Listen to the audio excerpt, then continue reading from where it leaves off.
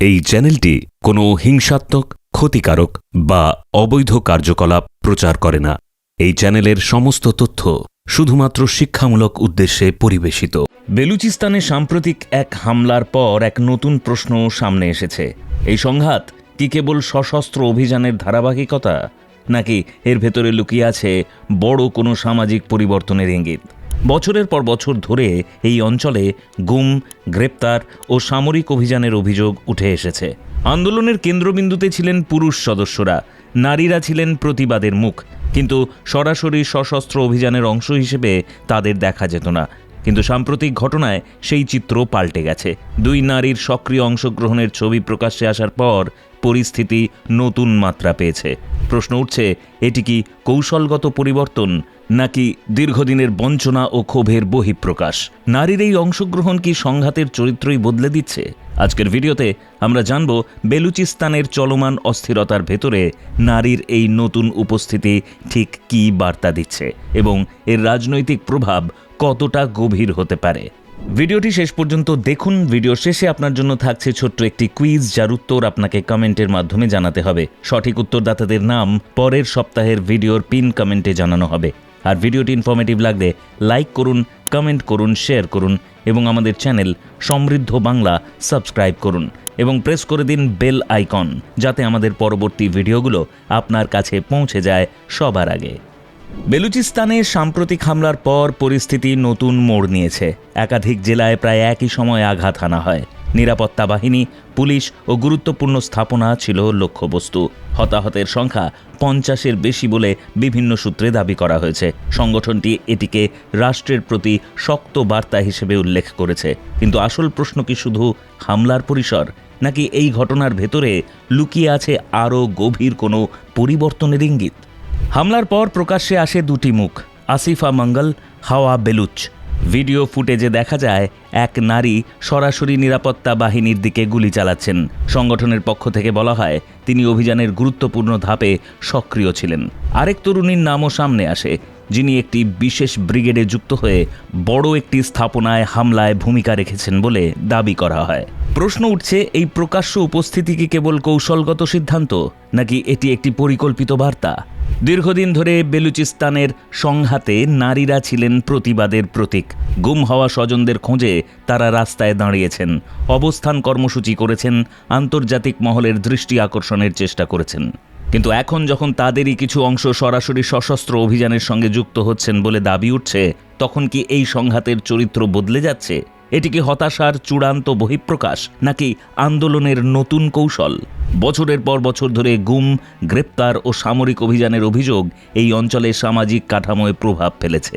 অনেক পরিবারে পুরুষ সদস্যদের অনুপস্থিতি নারীদের জনপরিসরে দৃশ্যমান করে তোলে। প্রথমে তারা প্রতিবাদের নেতৃত্ব দেন, কিন্তু সেই প্রতিবাদ কি ধীরে ধীরে আরও কঠোর রূপ নিচ্ছে? যদি তাই হয়, তাহলে এই পরিবর্তনের শেষ কোথায়? বিশ্লেষকদের একটি অংশ বলছেন এটি প্রজন্মগত রূপান্তরের ফল। নতুন প্রজন্ম শিক্ষিত, সামাজিক মাধ্যমে সক্রিয় এবং নিজেদের বক্তব্য বিশ্বমঞ্চে পৌঁছে দিতে সক্ষম। সংঘাত এখন কেবল অস্ত্রের নয়, এটি বর্ণনা ও পরিচয়ের লড়াইও। নারীর অংশগ্রহণ কি সেই বর্ণনাকে আরও শক্তিশালী করে তুলছে? আন্তর্জাতিক মনোযোগ আকর্ষণের ক্ষেত্রে কি এটি একটি কার্যকর প্রতীক? এর আগে 2022 ও 2023 সালে নারী আত্মঘাতী হামলার ঘটনা সামনে এসেছিল। প্রতিটি ঘটনায় নিরাপত্তা কাঠামোতে নতুন প্রশ্ন উঠেছে। এটি কি বিচ্ছিন্ন ঘটনা, নাকি দীর্ঘমেয়াদী কৌশলের অংশ? যদি নারীর অংশগ্রহণ বাড়তেই থাকে, তাহলে নিরাপত্তা পরিস্থিতির সমীকরণ কতটা বদলাবে? অন্যদিকে মানবাধিকার কর্মীদের গ্রেপ্তার ও নজরদারির অভিযোগও আলোচনায় এসেছে। আন্তর্জাতিক সংস্থাগুলো উদ্বেগ প্রকাশ করেছে। রাষ্ট্রের পক্ষ থেকে কঠোর অবস্থান নেওয়া হয়েছে এবং সংশ্লিষ্ট সংগঠনগুলোকে সন্ত্রাসী হিসেবে চিহ্নিত করা হয়েছে। প্রশ্ন হলো, কঠোর নিরাপত্তা ব্যবস্থা কি স্থিতিশীলতা আনবে, নাকি আরও ক্ষোভ জন্ম দেবে? বেলুচিস্তান পাকিস্তানের বৃহত্তম এবং সম্পদ সমৃদ্ধ প্রদেশ। প্রাকৃতিক গ্যাস, খনিজ ও কৌশলগত অবস্থানের কারণে এর গুরুত্ব অপরিসীম। তবু স্থানীয়দের দীর্ঘদিনের অভিযোগ, সম্পদের সুফল তারা পাচ্ছেন না। উন্নয়ন প্রকল্পের ঘোষণা থাকলেও অর্থনৈতিক বৈষম্য বেড়ে গেছে। তাহলে কি এই সংঘাত কেবল রাজনৈতিক দাবি, নাকি অর্থনৈতিক ন্যায্যতার লড়াইও এতে জড়িয়ে আছে? সম্পদের মালিকানা ও বন্টনের প্রশ্নই কি এই উত্তেজনার কেন্দ্রে? নারীদের সক্রিয় উপস্থিতি এই প্রশ্নগুলোকে আরও তীব্র করেছে। একসময় যারা ছিলেন নীরব প্রতীক্ষার মুখ, তারা এখন হয়ে উঠছেন দৃশ্যমান রাজনৈতিক প্রতীক। এটি কি সমাজ কাঠামোর ভাঙনের ইঙ্গিত, নাকি এটি এক নতুন পরিচয়ের উত্থান? আন্দোলন এখন আর শুধু প্রত্যন্ত অঞ্চলে সীমাবদ্ধ নয়, বড় শহরেও বিক্ষোভ ছড়িয়ে পড়ছে। দাবি উঠছে ন্যায় বিচার, মর্যাদা ও নিরাপত্তার। কিন্তু অঞ্চলটি ভারী সামরিক উপস্থিতির মধ্যে রয়েছে এবং আন্তর্জাতিক নজরদারি সীমিত। এই বাস্তবতায় সামনে কোন পথ খুলছে? আলোচনা নাকি আরও সংঘাত? সবচেয়ে বড় প্রশ্ন, এই পরিবর্তন কি স্থায়ী রূপ নেবে? নারীদের এই দৃশ্যমান অংশগ্রহণ কি সংঘাতকে আরও জটিল করে তুলবে, নাকি নতুন রাজনৈতিক সমাধানের চাপ তৈরি করবে? ইতিহাস বলছে, যখন সমাজের প্রান্তিক কণ্ঠস্বর সামনে আসে, তখন আন্দোলনের রূপ বদলে যায়। বেলুচিস্তানে কি আমরা সেই সন্ধিক্ষণ প্রত্যক্ষ করছি? এখনও স্পষ্ট উত্তর নেই। কিন্তু একটি বিষয় পরিষ্কার, এই সংঘাত আর আগের মতো নেই।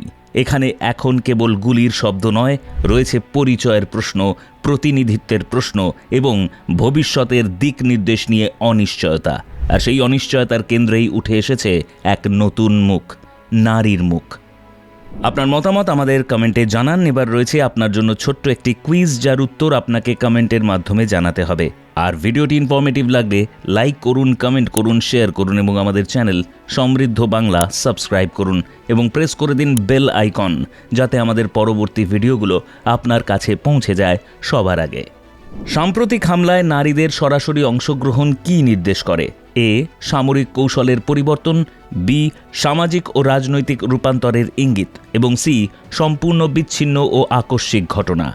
বেলুচিস্তানের সংঘাতে নারীদের দৃশ্যমান উপস্থিতি আগে প্রধানত কোন ভূমিকায় দেখা যেত? এ, সামরিক নেতৃত্বে, বি, আন্তর্জাতিক কূটনৈতিক আলোচনায় এবং সি, প্রতিবাদ ও মানবাধিকার আন্দোলনের মুখ হিসেবে। বেলুচিস্তানের দীর্ঘস্থায়ী অসন্তোষের একটি প্রধান কারণ হিসেবে কোন বিষয়টি উল্লেখযোগ্য? এ, সম্পদের বন্টন ও অর্থনৈতিক বৈষম্য, বি, জলবায়ু পরিবর্তনের প্রভাব এবং সি, আন্তর্জাতিক বাণিজ্য নীতির পরিবর্তন।